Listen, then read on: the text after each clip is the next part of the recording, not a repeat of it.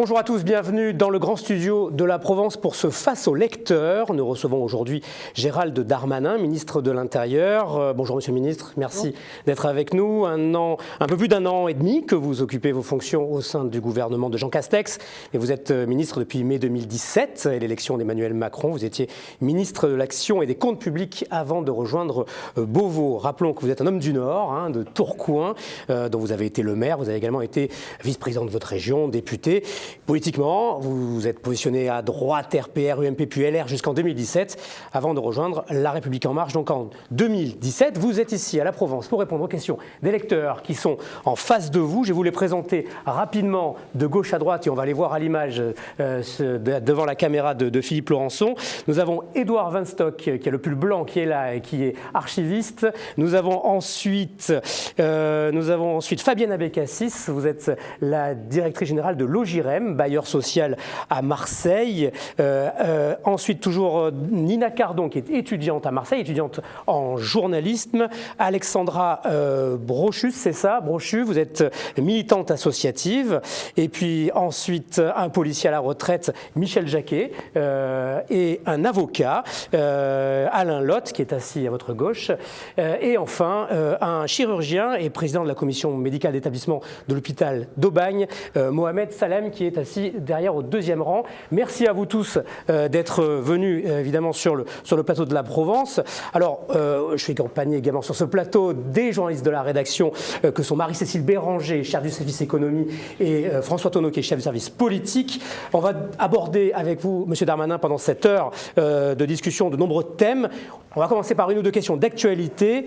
On ne va pas occulter l'élection présidentielle qui est dans moins de 2 mois et demi. Est-ce que vous êtes un ministre en campagne ? Moi, j'ai appris que lorsqu'on faisait de la politique, la meilleure campagne, c'est d'être tous les jours sur le terrain. Donc, j'ai eu la chance d'être un élu local, je le suis toujours, j'habite toujours ma ville, je suis toujours conseiller municipal et conseiller départemental de ma commune. Et moi, je continue, quelles que soient mes fonctions, de me présenter aux gens, d'aller faire le marché, de tenir mes permanences, de répondre à leurs questions. Et en tant que ministre, je ne conçois pas autrement que d'être tout le temps sur le terrain. Mon bureau, c'est le terrain. Donc si vous pensez par campagne le fait d'être sur le terrain, d'expliquer ce que l'on fait, d'écouter les gens comme je l'ai fait tout à l'heure pendant 2 heures au centre social des quartiers sud de Marseille, oui, c'est une campagne. Si vous pensez électorale, je pense que le ministre de l'Intérieur, surtout le ministre de l'Intérieur, son travail, c'est de protéger les Français jusqu'au dernier jour. Est-ce que dans cette période justement où on est en campagne, on peut le dire, il est plus compliqué pour vous de défendre le bilan de votre équipe que, par exemple, le ministre de l'économie qui enchaîne les bons chiffres ces derniers jours sur la croissance, sur le chômage. Est-ce que c'est pas plus compliqué d'incarner cette équipe du point de vue du ministère de l'Intérieur ? Non, je ne crois pas. D'abord, je suis très heureux qu'il y ait des bons chiffres dans l'économie. Pendant 3 ans, j'étais ministre du budget. J'ai l'impression que c'est un peu notre bilan collectif. Je suis très heureux que l'impôt à la source, par exemple, fonctionne très bien. Plus personne n'en parle et tout le monde le pratique. Oui. Donc c'est une réforme que j'ai eu la chance de porter, la suppression de la taxe d'habitation que l'on voit désormais partout sur le territoire. Et maintenant qu'il m'appartient depuis 1 an et demi, vous l'avez dit, d'être ministre de l'Intérieur, je suis très heureux de soutenir les policiers, puis de venir notamment à Marseille. C'est-à-dire qu'on a encore beaucoup de travail pour assurer la protection de tout le monde, c'est évident, pour protéger les femmes et les enfants, pour lutter contre la drogue, pour lutter contre la radicalisation. C'est sûr qu'il y a beaucoup de choses à faire, mais je constate aussi qu'on est le gouvernement sur les questions de sécurité qui avons remis 300 policiers à Marseille, qui, grâce à l'action des 2 CRS qu'on a mis à disposition, font des luttes contre les points de deal. Toutes les 2 heures, il y a une opération à Marseille. On va reconstruire 2 commissariats à Marseille. Vous savez bien qu'ils étaient très vétustes. Donc non, j'ai l'impression que c'est une bonne chose que de pouvoir parler de tous ces sujets. Après, une campagne électorale et une élection, c'est le moment de faire des bilans et de tracer des perspectives. Donc c'est tout à fait normal de pouvoir les présenter. Est-ce que vous ne trépignez pas quand vous entendez Marine Le Pen, Éric Zemmour parler de sécurité très souvent, quand vous entendez Valérie Pécresse dire « je vais ressortir le Karcher de la cave » ? Non, mais moi je constate d'abord que le thème numéro 1 des Français aujourd'hui, enfin toutes les études d'opinion le prouvent, c'est le pouvoir d'achat. Et je constate que les questions de sécurité, voire d'immigration, sont devenues le 4e et le 5e sujet, si j'en crois encore une fois vos journaux et les débats publics. Donc on voit bien que c'est une question importante, la sécurité. Elle a toujours été dans toutes les campagnes électorales, il n'y a aucun doute sur ce point, mais ce n'est pas manifestement la priorité numéro 1 du débat public. Voilà, je regardais les journaux sur Internet avant de venir, c'était des questions internationales, l'Ukraine. et des questions de pouvoir d'achat, des questions de comment je remplis ma voiture. Moi, à Tourcoing, pas plus tard qu'à 2 jours, où j'étais par discuter avec la population qui m'a élu, leur grand sujet, c'est comment je choisis la station essence où le prix de l'essence est le moins cher, parce que ça devient extrêmement compliqué.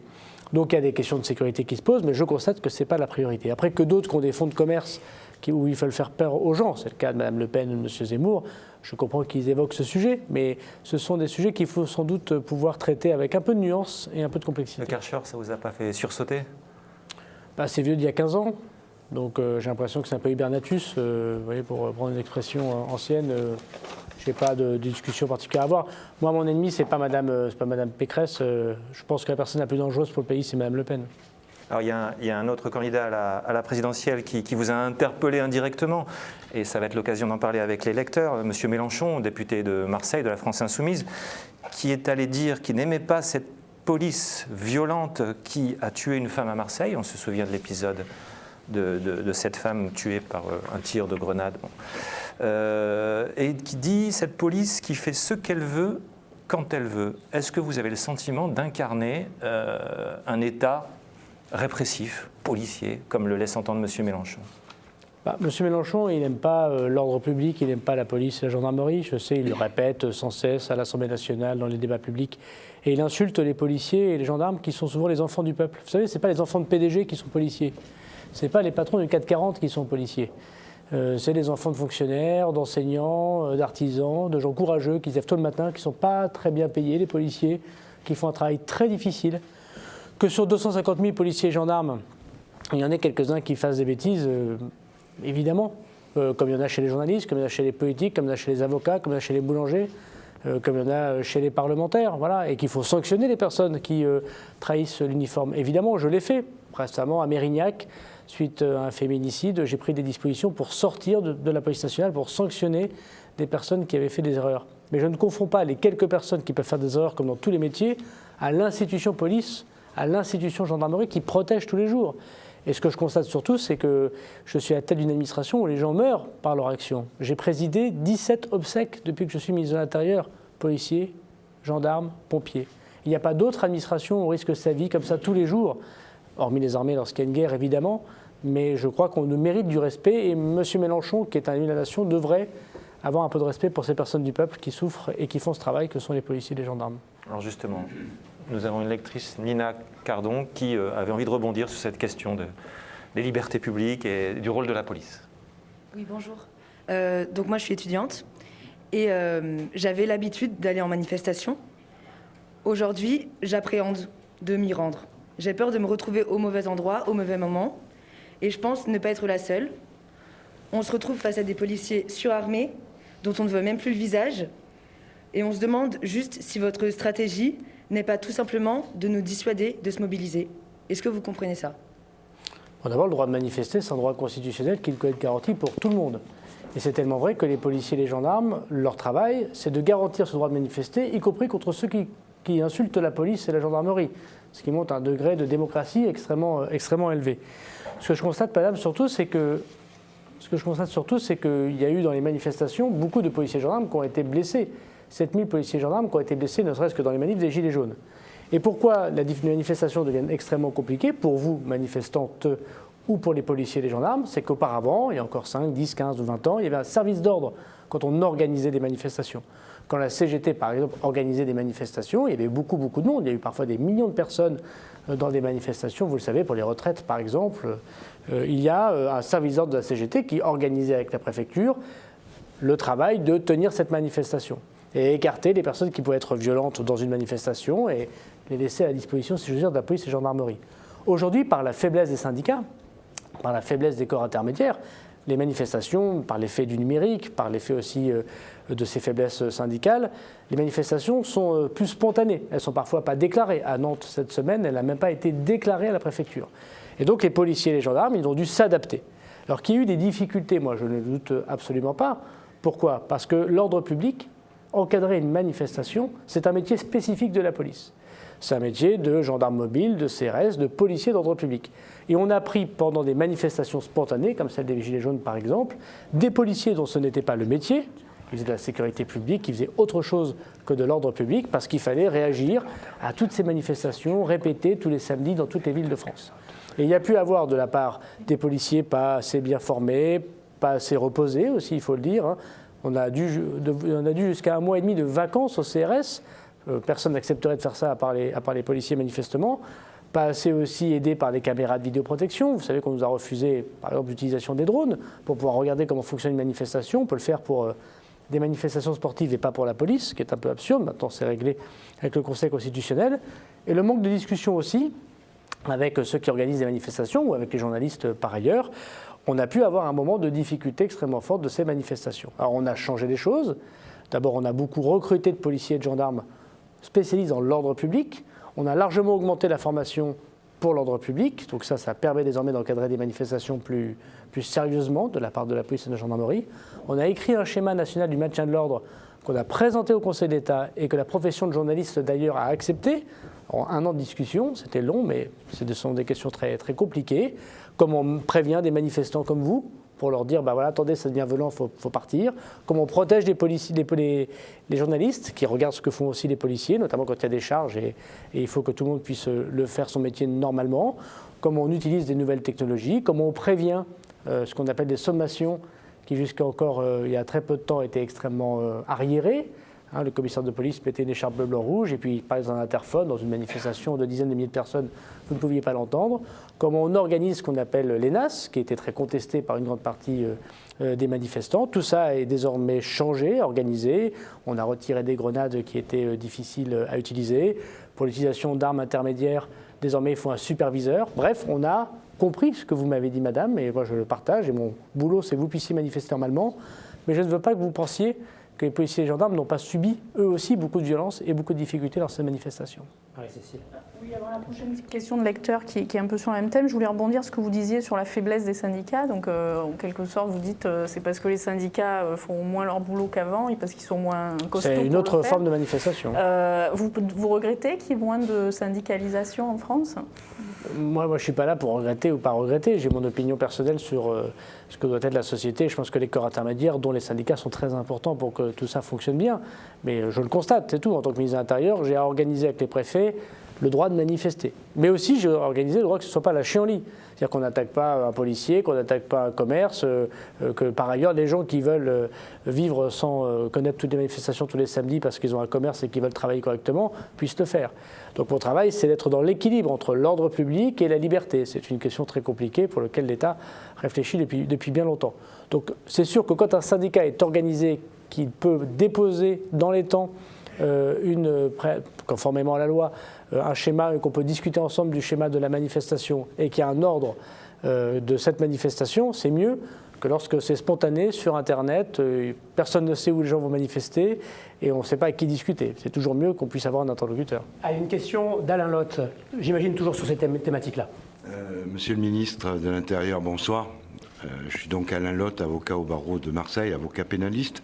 Je voulais vous interroger sur 2 sujets, puisque votre service statistique ministériel vient de publier les chiffres de la délinquance pour 2021. Vous avez eu déjà l'occasion de les commenter, mais pour les lecteurs de la Provence, vous le savez comme moi, et vous le rappeliez tout à l'heure, le bilan du chef de l'État et le vôtre, quelque part, est souvent étrillé en période électorale. C'est un classique du genre.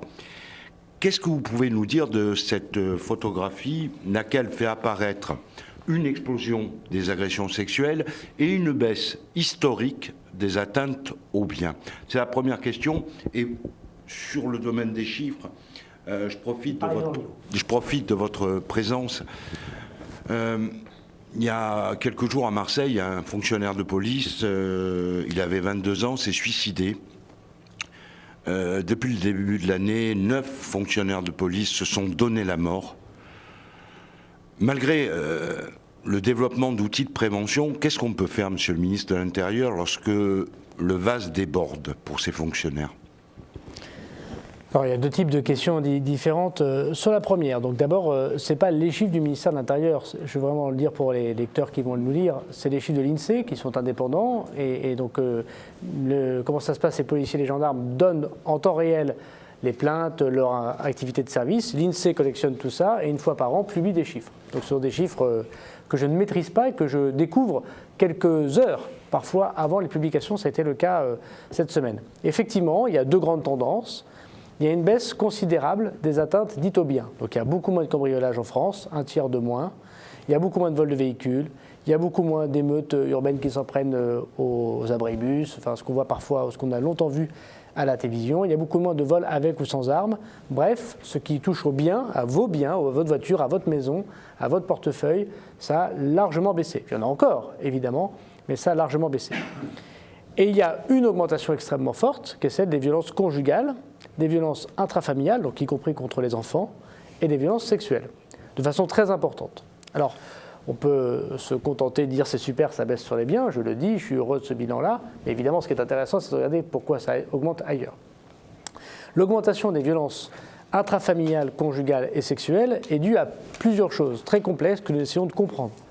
D'abord, incontestablement, en France en particulier, grâce au Grenelle des violences conjugales, notamment que Marlène Schiappa a apporté, mais de manière générale dans un mouvement mondial, tout le monde connaît, tous les pays connaissent ces augmentations de violences dans leurs chiffres de statistiques de délinquance. Il y a une libération de la parole.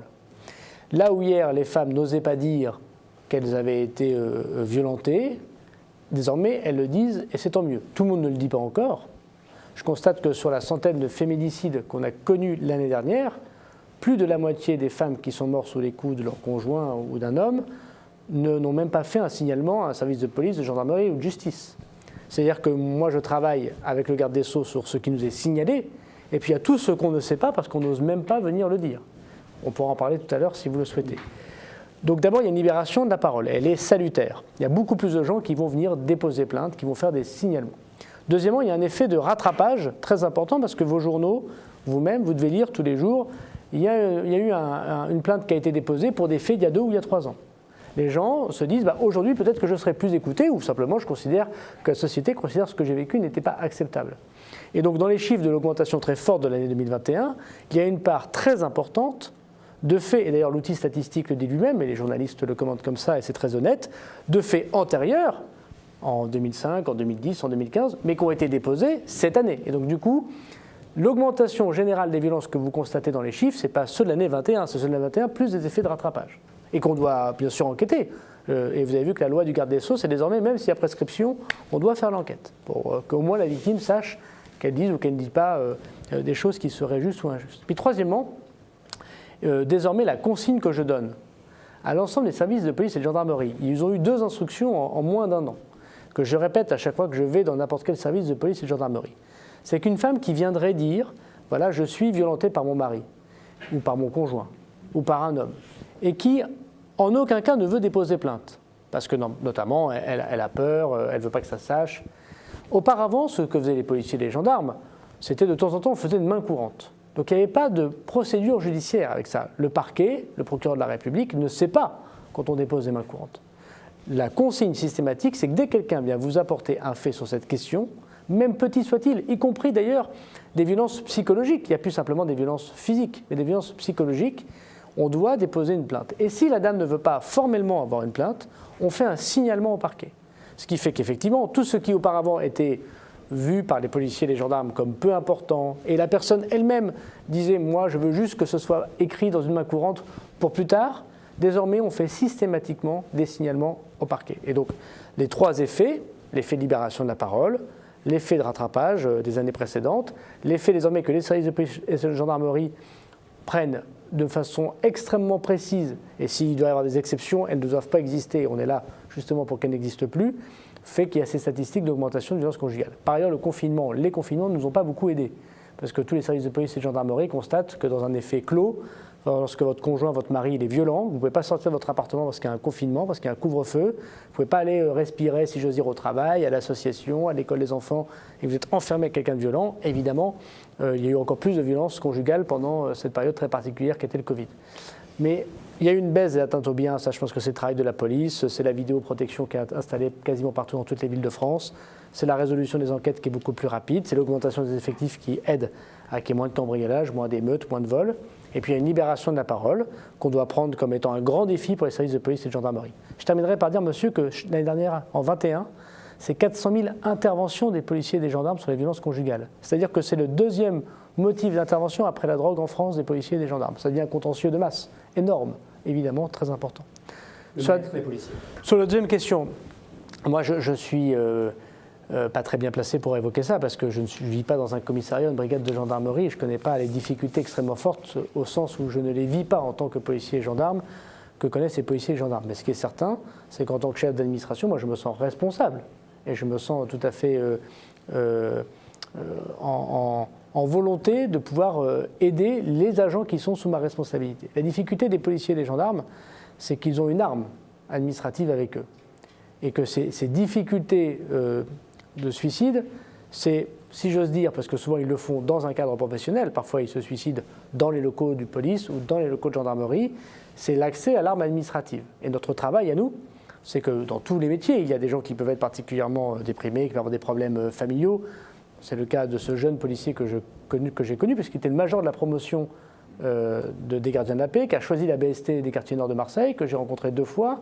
C'est moi qui lui ai remis ses galons de jeunes gardiens de la paix, et je l'ai fait rencontrer le président de la République lorsqu'il est venu à Marseille dans les quartiers nord, puisqu'il était aussi champion de MMA, et c'était un garçon plein de vie, et qui par ailleurs a sa vie et peut connaître des difficultés dans sa vie. Je peux vous dire qu'aujourd'hui, après avoir regardé ce qui s'était passé, c'est pas dans sa vie professionnelle qu'il y a eu le plus de problèmes, dans sa vie personnelle, et ça peut arriver à chacun.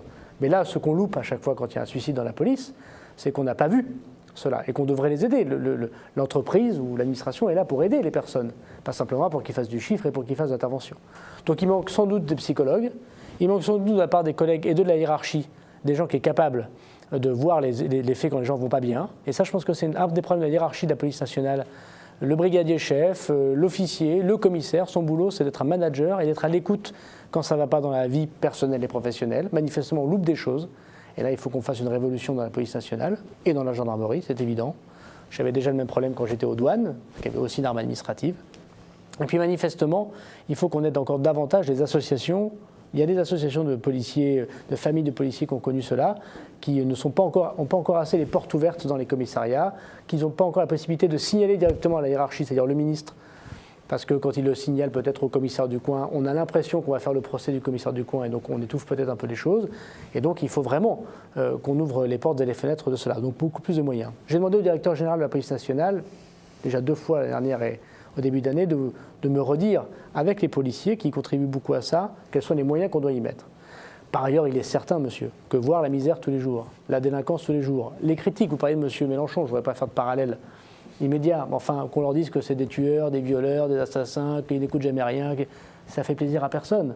Vous imaginez le policier qui travaille dans les quartiers nord de Marseille, qui vit la misère, la difficulté, qui intervient pour 1 500 € par mois dans des conditions affreuses, qu'on taxe sa bagnole, qu'on le reconnaît dans le supermarché, qu'on insulte sa femme et ses enfants, qu'on met son portable sur les murs d'une cité pour dire je vais te niquer, et après il y a des hommes politiques qui entendent à la télévision pour dire vous êtes des tueurs.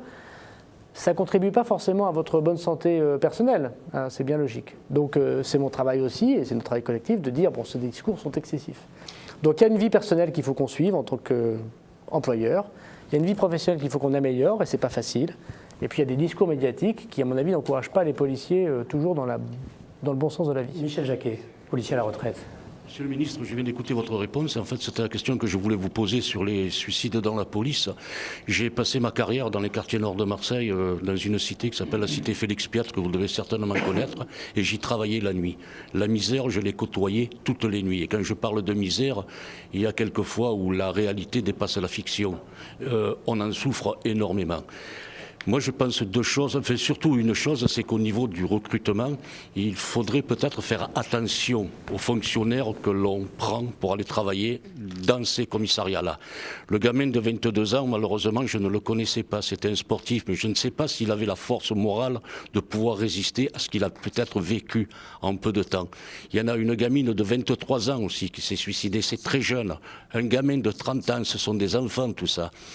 Et ce qui m'interpelle, moi, c'est cette image aussi que malheureusement on ne défend pas dans la police, c'est cette abnégation qu'ont les policiers du travail qu'ils font, de ce qu'ils voient, de ce qu'ils vivent. Et quand vous parliez, j'ai lu que vous disiez qu'il y a beaucoup de problèmes aussi familiaux, peut-être autant que de problèmes professionnels. Il faut savoir que c'est peut-être un des rares métiers où nos problèmes professionnels, on les amène à la maison. Je vais vous donner un exemple stupide. Si vous présentez n'importe lequel d'entre nous ici, vous dites, tenez, je vous présente Cathy quand on ne connaît pas, je vous présente Marcel, je vous présente Léon. Et quand on va présenter Michel, on rajoute, il est policier. Et là, de suite, l'étiquette, elle est collée. Mais elle est collée tout le temps. 24 heures sur 24, elle est collée toute une vie. Parce que je ne suis pas Michel, je suis avant toute chose le policier. Et vous savez ce que c'est, on les aime ou on les aime pas. Voilà. Moi, j'ai fait un petit sondage auprès des collègues. Les collègues vous aiment bien, je vous le dis. Vous n'êtes pas Pasqua, mais ils vous aiment bien. Non, ils trouvent que vous n'êtes pas suffisamment... Non, mais je vous le dis, je vous parle sincèrement. Vous savez, je suis ni syndicaliste et j'ai plus le devoir de réserve. Ils trouvent par contre que vous n'êtes pas forcément bien informé de ce qui se passe. Ils aimeraient que vous soyez peut-être aussi un petit peu plus agressif avec M. Mélenchon. Je pense qu'on pourrait peut-être déposer plainte contre ce garçon. Il y a un délit quelque part. Il faudrait peut-être le chercher. Moi, j'ai écrit une chronique sur lui, je vais en refaire une deuxième. Je le hais parce qu'il amène la haine, ce gars. Il amène c'est malsain, voilà. Et après, je terminerai. Je vais terminer là-dessus parce que je suis assez blessé. Vous vous rendez compte, 10 fonctionnaires de police. En 2019, il y en avait 50 dans l'année. Je ne sais pas où on va. C'est des gamins. Voilà, monsieur. Vous travaillez avec des gamins, il faut les protéger. La question qu'on a envie de vous poser, c'est vous porteriez plainte, M. Mélenchon ? Je vais d'abord peut-être répondre à l'interpellation parce que monsieur a fait un témoignage très fort et puis finalement, il a dit des choses extrêmement vraies. Les gens qui rentrent dans la police nationale, les gendarmes, ils sont souvent, je parle des gardiens de la paix, souvent très jeunes. Et ils sont souvent très vite confrontés à l'extrême difficulté parce que c'est comme l'éducation nationale, on envoie souvent les jeunes dans les quartiers difficiles. Comme les profs jeunes, on les envoie dans les quartiers difficiles. Alors il y a à la fois beaucoup de fougue et beaucoup d'énergie, puis en même temps, il n'y a pas d'expérience. Et c'est comme ça que parfois on fait des bêtises en tant que policier parce qu'on n'a pas l'expérience. Et parfois aussi parce qu'on est cassé par ce qu'on voit. Voilà, ça, de la part du major par ailleurs, moi je pense qu'il avait, je ne connaissais pas bien ce monsieur, mais j'ai rencontré plusieurs fois, major de promo, choisir les quartiers nord de Marseille, c'était une volonté de sa part de pouvoir servir là où il pensait qu'il y avait le plus de besoins. Bon. Il n'était pas forcément préparé à voir. Alors ce qui est sûr, c'est que, pour revenir, c'est ce que je voulais dire à monsieur, vous avez raison de dire cette jeunesse, il faut qu'on l'accompagne et qu'on la forme mieux. D'abord, on a pris 2 décisions qui ne sont pas des décisions politiciennes pour dans 10 ans. Là, à partir de maintenant, les gardiens de la paix, avant, ils étaient formés pendant 8 mois. Maintenant, ce sera 12 mois. On rajoute 4 mois supplémentaires.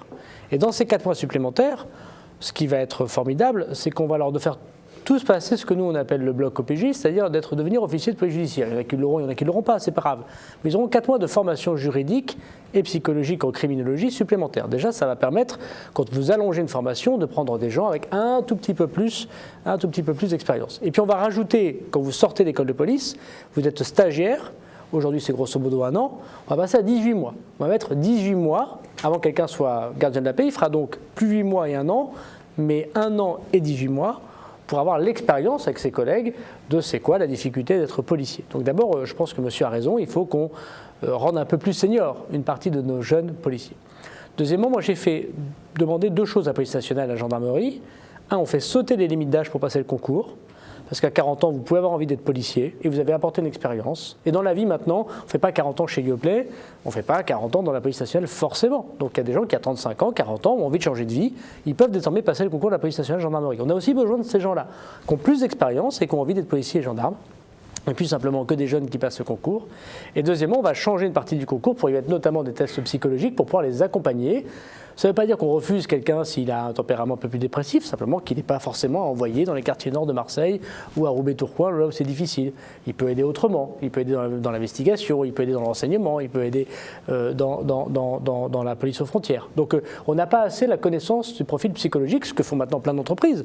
Quand ils recrutent, ils font aussi des entretiens psychologiques avec les personnes. Sur M. Mélenchon, M. Mélenchon, ce qu'il cherche, c'est qu'il cherche à faire de la politique. Bon, j'ai l'impression de connaître mieux Marseille que lui, parce qu'à chaque fois que je viens à Marseille, je viens à peu près tous les 2 mois.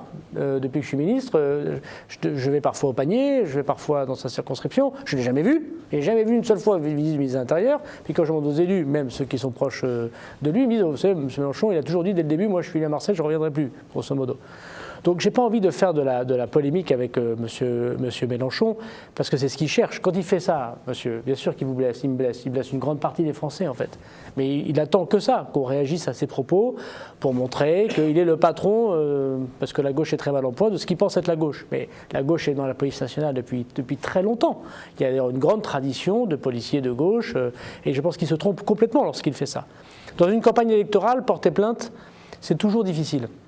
Parce que vous criminalisez des propos d'opinion, quels que soient ces propos. Mais ce qui est certain, c'est que ce serait donner beaucoup d'importance à M. Mélenchon. Moi, je veux dire que les propos d'un homme politique comme cela elles font mal au cœur et elles poussent parfois des gens, effectivement, à faire des actes totalement répréhensibles, soit contre les policiers, parce qu'on met dans la tête des gamins que les policiers sont méchants, soit des policiers eux-mêmes, qui du coup perdent foi à leur métier. Et il y a une grande part de responsabilité dans ces difficultés. Monsieur Jacquet vous dit, vous n'êtes pas assez agressif, pas assez ferme. Non, alors je ne sais pas si je ne suis pas assez agressif, on m'a reproché parfois d'être trop, donc ça dépend des goûts. Mais moi je veux dire à monsieur que je ne sois pas assez informé, je veux bien le croire. Vous savez, moi je suis issu d'une famille modeste, je ne suis pas énarque, j'ai été maire d'une commune difficile. Et je peux vous dire que je savais quand mes directeurs, comme mes directeurs me disaient la rue est propre, hein, monsieur, j'allais la voir, la rue. Bon, et puis parfois, une fois sur deux, elle n'était pas propre. Bon. Mon bureau, c'est le terrain. Je ne m'enferme pas dans mon beau bureau à Beauvau, au ministère de l'Intérieur. Donc, 1 an et demi, ministre de l'Intérieur, c'est court. Il y a plein de choses à faire. Il y a l'immigration, il y a la lutte contre la radicalisation, il y a la sécurité, il y a remettre des effectifs, il y a trouver du matériel, il y a répondre à Marseille, il y a Bordeaux, il y a Toulouse, il y a l'Outre-mer, il y a la Nouvelle-Calédonie. Il y a beaucoup de travail. C'est certain que plus je fais du terrain, plus je rencontre des gens comme vous, plus je rencontre les gens du centre social tout à l'heure, plus je rencontrer les policiers dans un commissariat sans rien dire. Vous savez, Madame la préfète, elle peut témoigner qu'à 22h, parfois j'appelle et je dis bon, on va s'habiller puis on va aller voir les quartiers nord maintenant. Sans que personne ne m'a préparé la visite, j'y apprends beaucoup plus que l'ensemble du dossier comme ça qu'on peut me faire. Donc je comprends ce que vous dites, monsieur. Je ne sais pas si je suis pas assez agressif, c'est mon style, donc voilà, je ne suis pas Pasqua, tant mieux, je veux dire, tant mieux pour lui. Hein, bon. Mais je peux vous assurer que je ne prends pas pour argent comptant toutes les notes qui me sont données. Je suis resté un maire, voilà. C'est quelqu'un qui va lui-même vérifier si le trottoir est propre. On va continuer juste pour faire plaisir, je confirme qu'effectivement vous êtes sur le terrain. C'est me rapporté par les collègues qui travaillent, parce que j'ai beaucoup de contacts avec eux et je suis quand même très intéressé par ça. Et quand je vous disais que vous n'étiez pas assez agressif, le policier a besoin d'être défendu, mais vraiment défendu par le ministre. L'image du policier a besoin d'être défendue. C'est surtout l'image. Je crois qu'on souffre d'une image. Bien sûr. Tout à l'heure, madame disait, et ça m'a fait un peu de peine, je ne vais plus en manifestation de peur de me faire, entre guillemets, peut-être tuer. Mais quand j'entends ça, je ne suis pas bien. Et quand vous parlez d'embaucher des anciens, il y a hélas beaucoup trop de gamins qui sont dans les voitures de police. Les anciens, vous le savez, et peut-être pas informés, on les retrouve un petit peu plus dans les bureaux. Et c'est pas bon. Vous savez, monsieur, l'immense majorité des Français, malgré tout, hein, ils aiment les policiers et les gendarmes. On a fait un sondage pour le gouvernement sur les services publics. Le premier service public aimé des Français, 72% d'opinion favorable, police et gendarmerie. Donc il faut, vous avez raison, mais ne confondons pas la minorité agissante et médiatique qui crie contre les policiers, l'homme de la rue. Je crois. Il peut râler parce qu'on lui met un PV ou parce qu'on l'arrête parce qu'il n'a pas son permis de conduire. Mais l'homme de la rue, il aime le policier. Alors justement, on a une question d'Edouard Wenstock qui va nous parler de la perception un peu qu'on peut avoir des contrôles de la police et notamment des contrôles qui se sont beaucoup déroulés pendant le confinement. Oui, bonjour Monsieur le Ministre. Bonjour Monsieur. Effectivement, j'ai essayé d'être assez attentif au respect des libertés, même si évidemment la pandémie a fait qu'on a dû un peu... on a dû un peu les restreindre. Et vous parliez tout à l'heure justement d'équilibre entre l'ordre et la liberté. Alors on a vu effectivement ces images des policiers qui venaient des fois dans notre caddie voir si ce qu'on achetait était conforme ou pas à ce qu'on pouvait attendre. On a vu les policiers contrôler les gens sur les plages, voir s'ils avaient bien le masque. Et on voit aussi les policiers contrôler donc en ce moment les cafés, les terrasses, voir si les gens ont bien leur passe vaccinal. Donc ces images, elles ont évidemment choqué, je pense à juste titre. Et est-ce que vous ne pensez pas que vous avez un peu dépassé les bornes dans le sens où vous avez créé tout un précédent législatif qui va pouvoir réduire les libertés d'un claquement de doigts et qui va évidemment pouvoir être utilisé par d'autres que vous par la suite. Alors vous pensez à la situation actuelle, mais dans le futur, si on a un autre gouvernement qui est peut-être beaucoup moins enclin à respecter les libertés des gens, ils vont pouvoir se servir de tout cet appareil-là que vous avez construit et évidemment restreindre nos libertés, mais cette fois pour de bon. Bon, d'abord, ce qui est liberticide, monsieur, c'est le virus. Parce que si vous pensez un seul instant que ça fait plaisir aux policiers, aux gendarmes et aux ministres de l'Intérieur, mais aux policiers et aux gendarmes de contrôler le port du masque et de voir si à 18h vous étiez bien rentré chez vous, c'est que, vous savez, enfin, les policiers et les gendarmes, c'est pas ce qu'ils aiment. Hein. J'aurais le premier à me dire, franchement, si on pouvait arrêter de faire ça et s'attaquer aux voleurs et aux assassins, on serait plus heureux. C'est ce que j'ai dit. Non mais donc, c'est pas partagé. Il n'y a pas de pulsion positive à dire, chouette, on va restreindre la liberté des gens parce qu'on est heureux quand les gens sont malheureux. C'est pas ma motivation première quand je lève le matin. Moi aussi, j'aime le bonheur, le soleil et la joie dans les yeux des enfants. Donc, vraiment, il faut bien comprendre que ce qui est liberticide, c'est le virus. C'est pas les actions pour protéger la vie. Alors ensuite, que font les policiers et les gendarmes? C'est comme tout fonctionnaire. Ils appliquent la loi qui a été votée par les représentants du peuple. Et qui élit les représentants du peuple? C'est vous. Vous me dites, si demain il y a un nouveau gouvernement, mais il n'appartient qu'à chacune et à chacun, c'est pour ça que les élections, c'est très important, de pouvoir aller vers l'orientation démocratiquement qui correspondra à la majorité des Français. Pour ce qui nous concerne, moi je crois que ce qu'a fait le gouvernement était extrêmement juste. Qu'est-ce qui s'est passé, monsieur? Un virus qu'on ne connaissait pas, qui a touché le monde entier.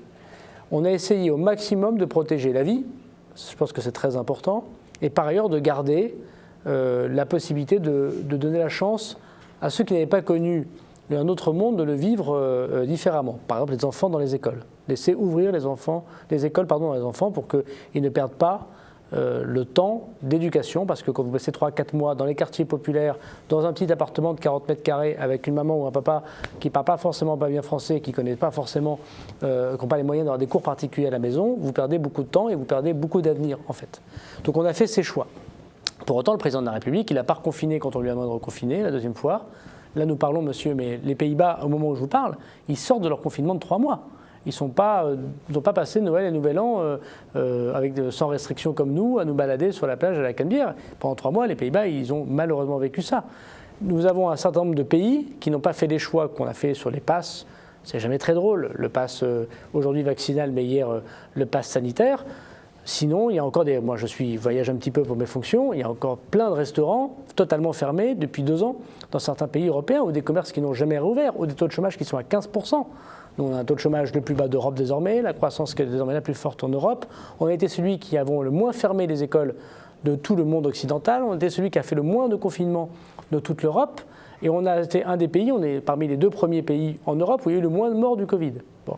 Alors évidemment, il y a eu des restrictions de liberté, on aimerait tous pouvoir vivre autrement, aller en boîte de nuit pour certains, pas pour moi tout de suite, mais en boîte de nuit pour certains, de pouvoir voyager sans contrainte, que les policiers et les gendarmes fassent totalement autre chose. Et à chaque fois, monsieur, on a essayé de demander au Parlement, validé par le Conseil d'État et le Conseil constitutionnel, si ces mesures étaient proportionnées. Il y a des moments où le Conseil constitutionnel nous a dit non, ces mesures ne sont pas proportionnées, il a censuré nos mesures. Puis à un moment, il a dit oui. On a présenté 11 textes, il n'y a pas un pays au monde qui a fait ça.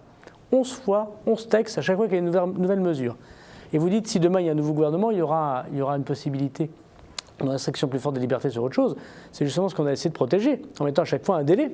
À chaque fois, c'est 3 mois, 4 mois, et au bout de 3 mois, 4 mois, le Parlement il est obligé de rediscuter de ces mesures. Ça fait un redébat médiatique. Vous-même, en tant que citoyen, vous êtes rééclairé de ce qu'essaye de faire le gouvernement. Vous pouvez être pour, vous pouvez être contre. Manifestement, vous êtes contre et c'est votre droit le plus strict. Et puis, au bout de 3 mois, on doit renouveler cela. Et c'est justement pas une forme d'état d'urgence générale. Je terminerai par dire, monsieur, on l'a oublié, mais quand le président de la République a été élu, on était en état d'urgence sécuritaire. Le président Hollande, il avait pris, du fait des attentats de 2015, pendant 2 ans, un état d'urgence sécuritaire qui permettait aux policiers et aux gendarmes, à tout moment, de vous interpeller, ce qu'ils n'ont pas le droit de faire, vous le savez bien aujourd'hui, de regarder votre voiture, ce qu'ils n'ont pas le droit de faire, les policiers et gendarmes n'ont pas le droit d'ouvrir un coffre de voiture comme ça, de pouvoir, sans la justice, mettre des gens sous surveillance. Et qu'a fait le président de la République, alors qu'on était encore en crise d'attentats possibles? Au bout de 3 mois, il a dit, moi je mets fin à cet état d'urgence parce que je veux justement respecter les libertés publiques. Il aurait pu, s'il a été autoritaire dans l'âme, dire on continue. Les attentats, c'est un moyen assez facile de dire à la population j'ai besoin de vous protéger.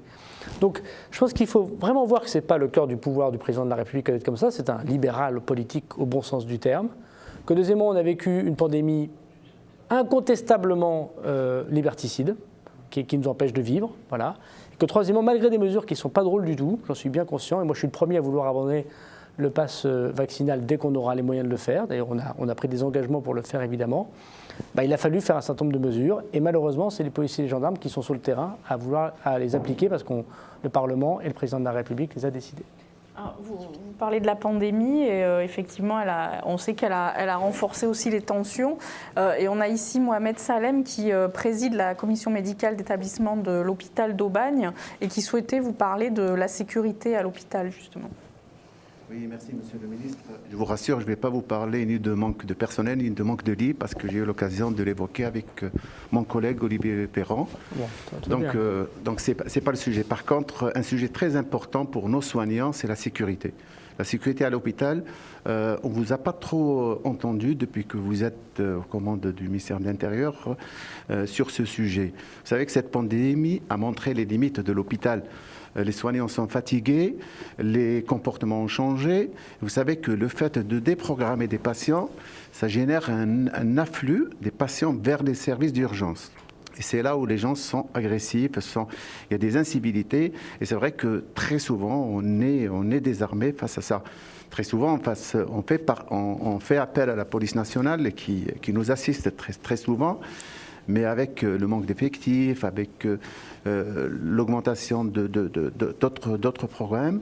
Donc je pense que cette question mérite d'être abordée. J'espère que vous allez l'aborder dans les prochains mois, voire les prochaines années, si vous êtes toujours aux commandes. Merci. Je ne sous-estime pas du tout, monsieur, cette question, parce que l'hôpital public, ça fait partie des lieux, il y en a quelques autres aussi, qui sont des lieux où les difficultés humaines, sociales, sont là. Et les médecins, les infirmières, les infirmiers, les agents d'entretien, parfois même de l'hôpital, subissent en effet l'alcoolémie, la drogue, les règlements de compte, surtout dans des villes où il y a ce genre de choses. Et Marseille en est, comme il y en a de très nombreuses en France. Alors il y a deux types de choses, monsieur.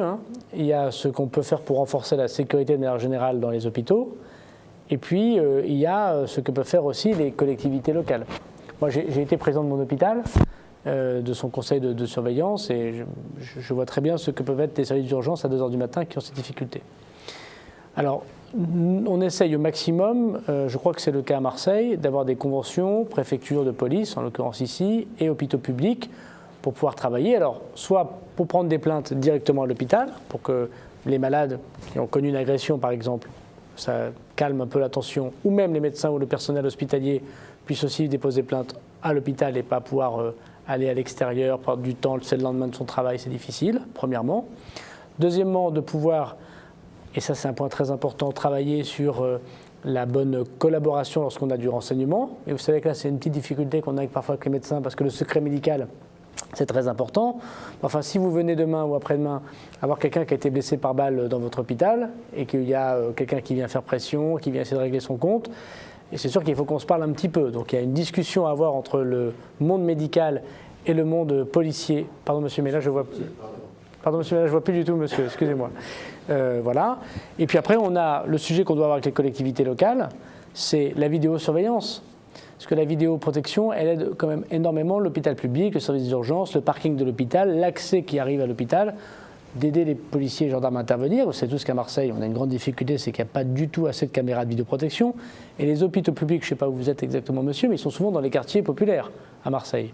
Donc, vous êtes à Aubagne. Bon, donc, si je prends l'exemple de Marseille et des hôpitaux dans les quartiers nord, il n'y a pas de caméras de vidéoprotection entre grosso modo le centre-ville et l'hôpital des quartiers nord. Donc évidemment, c'est plus difficile pour intervenir. Par exemple, dans des hôpitaux, on a mis ensemble des conventions avec les collectivités locales, parce que les caméras, c'est une compétence de la ville, ce n'est pas une compétence de l'État, de boutons d'urgence de la part des services, que les agents de sécurité privée qui gardent l'hôpital aient directement la possibilité de pouvoir actionner et pouvoir faire intervenir. Puis deuxièmement, il y a la convention qu'on peut avoir avec les polices municipales, parce qu'il y a ce qui relève de l'intervention grave, ça c'est l'accès de la police nationale évidemment à votre hôpital, et puis il y a les petites choses, la personne bourrée qui va agresser verbalement quelqu'un dans l'hôpital, la personne qui ne veut pas répondre à telle ou telle personne mais qui n'est pas forcément agressif physiquement.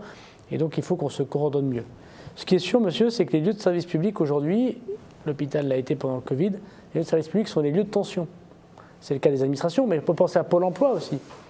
Pôle emploi, c'est une administration qui connaît aussi les lieux de tension.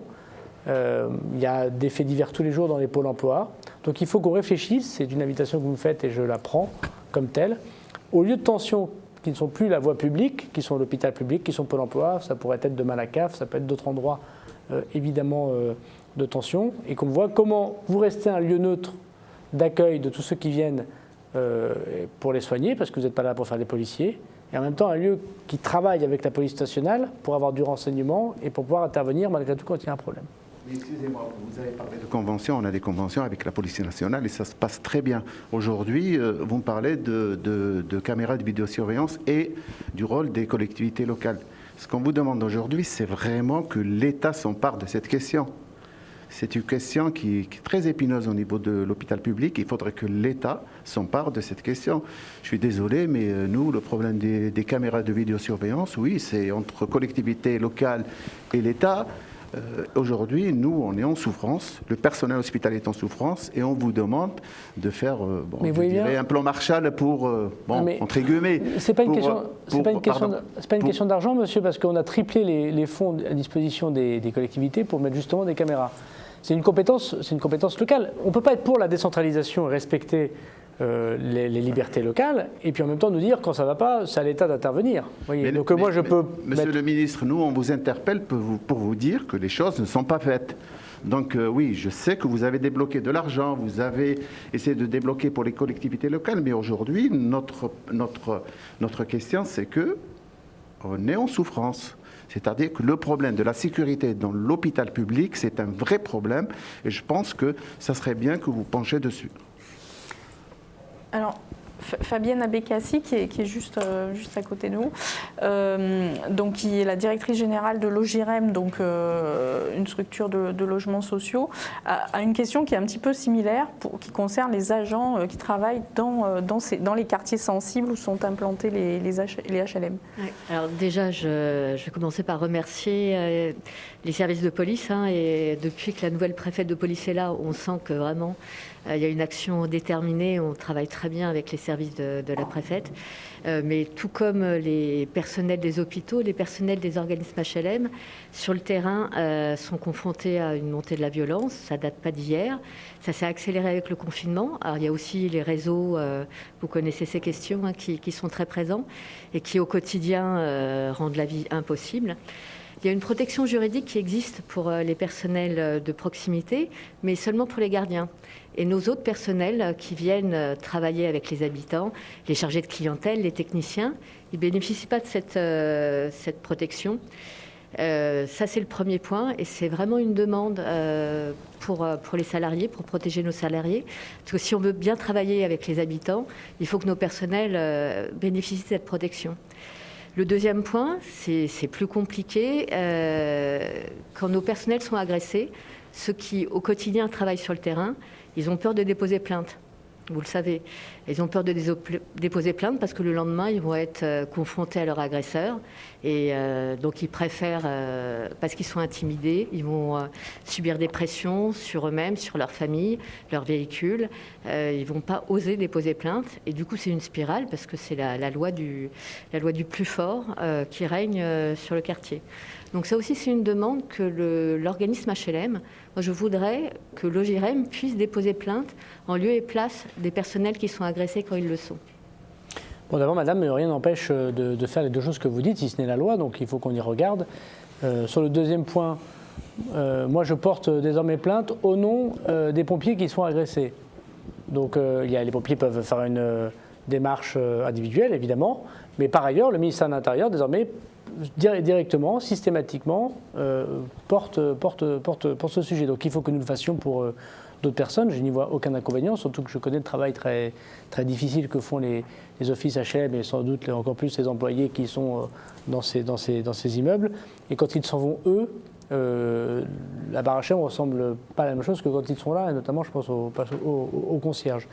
Donc vous avez tout à fait raison, il faut qu'on puisse changer la loi très certainement pour vous permettre de porter plainte au nom d'eux. Voilà. Alors c'est très difficile, il faudra qu'on règle cette difficulté, sauf quand la personne évidemment ne veut pas le faire. Si formellement elle vous dit je ne veux pas, mais si dans le silence de son agression elle vous laisse le faire, bien évidemment moi j'y suis très, très favorable, je l'ai noté. Sur le premier point, pas grand-chose, je pense que là aussi il n'empêcherait que la protection possible des gardiens d'immeubles soit donnée au moins à ceux qui sont... alors pas simplement les chargés de clientèle qui vont sur place, mais moi je me rappelle de mes propres offices HLM qui, même en centre-ville à l'accueil, la dame de l'accueil se fait agresser verbalement, menacée parce qu'elle ne donne pas de logement, parce qu'elle ne répond pas assez vite. Voilà, c'est des gens aussi très courageux qui sont en confrontation directe avec des gens très agressifs et il n'y a aucune raison qu'on ne puisse pas leur permettre d'avoir les protections qui vous permettent d'intervenir et leur permettent à eux ne serait-ce que à ce que vous participez peut-être aux frais d'avocat ou d'une circonstance aggravante, puisqu'ils remplissent une mission de service public en faisant ça. Voilà. Donc je suis tout à fait d'accord avec vous et je vais regarder ça. Vous étiez tout à l'heure dans un centre social des quartiers nord de Marseille. Quartier Sud. Quartier Sud. La bonne veine. Bon, il y a aussi les problèmes d'un quartier Sud, évidemment. Vous venez tous les 2 mois à Marseille, vous le disiez vous-même. Est-ce que vous voyez une amélioration des choses? Est-ce que vous observez, à l'heure du bilan, avant une élection, une situation qui évolue malgré tout? Non mais c'est trop tôt pour le dire et puis en 1 an et demi ce sera un peu prétentieux, ce sera un peu pour le coup campagne démagogique. Ce qui est sûr c'est que je vois la très grande mobilisation des services de l'État. Vous avez salué la préfète, vous avez bien raison de souligner son action. Elle est là aussi depuis que je suis ministre de l'Intérieur, grosso modo, à quelques semaines près, elle fait un travail très important. On lui donne aussi beaucoup de moyens et puis une feuille de route très claire. Il y a 300 policiers de plus à Marseille même. Nous avons fermé 3 lieux de culte radicalisés, une quinzaine de lieux de culte, une quinzaine de lieux communautarisés. Où tout le monde a vu peut-être le reportage M6. Bon, bah, ces lieux n'existent plus pour une très grande partie d'entre eux parce que Madame la préfète a fait son travail avec les services, parce qu'il y a une lutte contre la drogue extrêmement forte. Hein, si je regardais les chiffres, rien que ici, il faut dire qu'on a mis 2 unités de CRS à demeure à Marseille pour faire ces opérations, 2,5 tonnes de cannabis, 40 kg de cocaïne, 109 armes saisies, 2 millions d'avoirs criminels depuis le 1er janvier, depuis le 1er janvier 2021, donc depuis 1 an, 16 000 amendes dressées pour consommation de drogue qui n'existaient pas auparavant, et 1536 individus qui ont été mis en cause dans les affaires de drogue qui ont été interpellés, c'est-à-dire 60% de plus que l'année d'avant et quasiment 80% que l'année d'avant encore. Et rien que dans les quartiers nord, c'est 1 tonne de cannabis et 1 million d'euros qui a été saisi, rien que pour la division nord de Marseille. Donc il y a des résultats extrêmement impressionnants par l'action du travail de la police et de la gendarmerie, mais parce que la préfète a une ligne claire, elle est courageuse.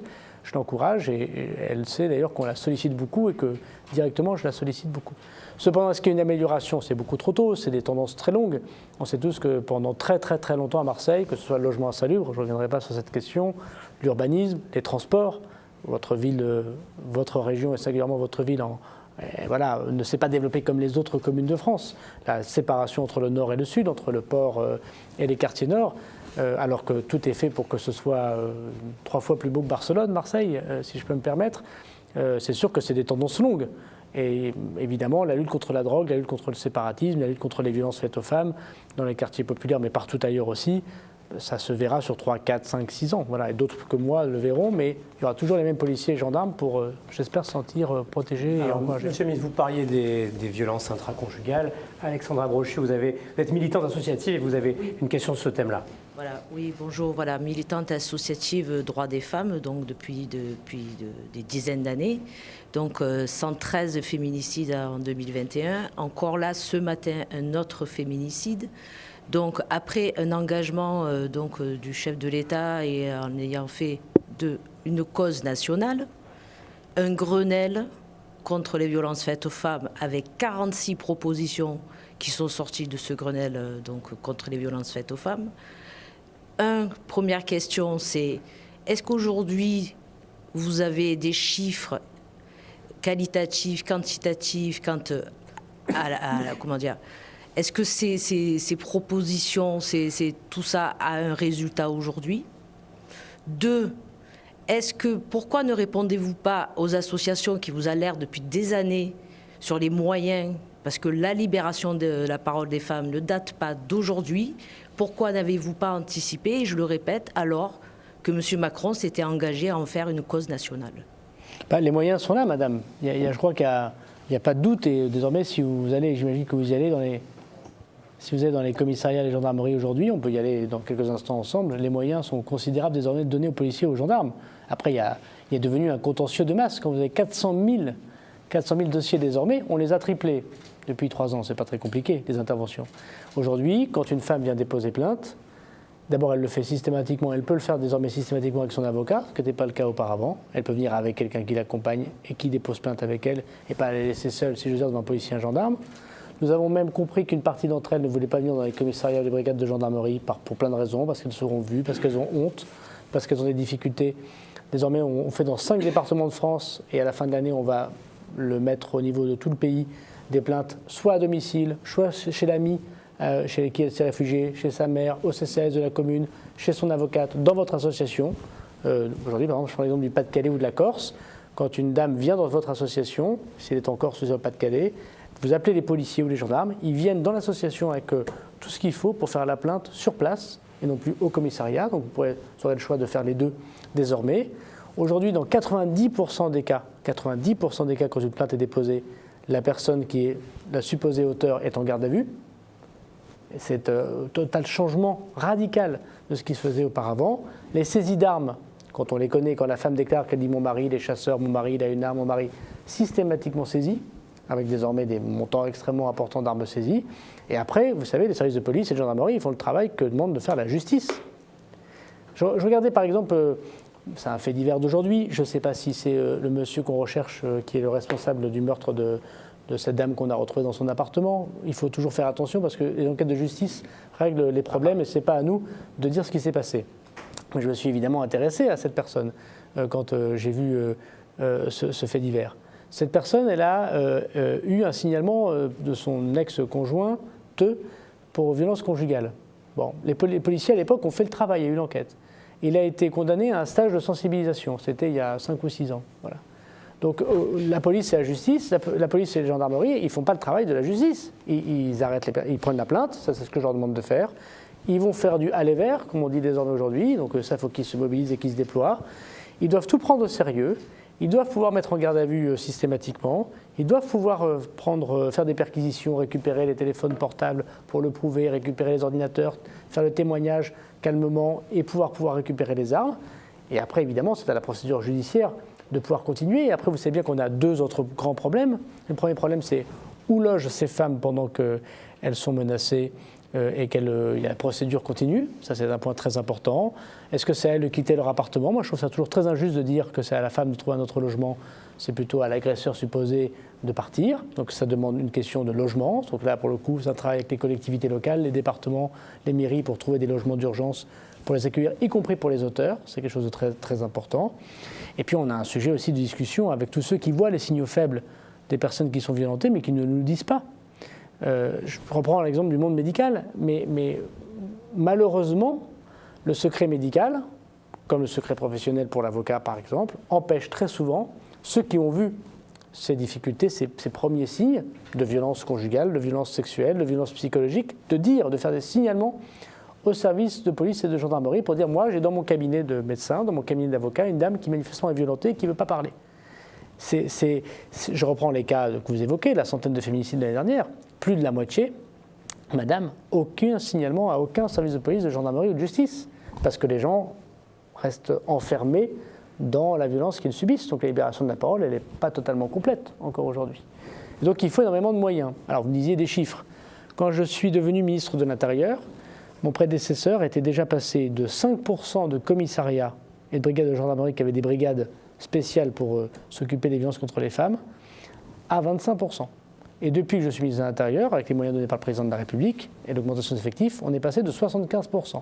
On est passé donc de moins de 10% de commissariats de brigades de gendarmerie en 2017 Il y a des brigades spécialisées pour écouter les femmes, pour qu'il y ait une assistante sociale, qu'il y ait une psychologue, qu'il y ait des OPJ pour faire des enquêtes, et qu'on ne fasse pas entre un cambriolage et un trafic de drogue, qu'on se spécialise sur la question, parce que c'est une question très compliquée, avec beaucoup d'aspects psychologiques, avec beaucoup d'aspects humains qu'il faut prendre en compte, avec parfois des violences sur les enfants indéniablement, à 75%. Il y a 75% aujourd'hui des services de police et de gendarmerie qui ont une brigade spécialisée. Et à la fin de l'année 22, ce sera 100%.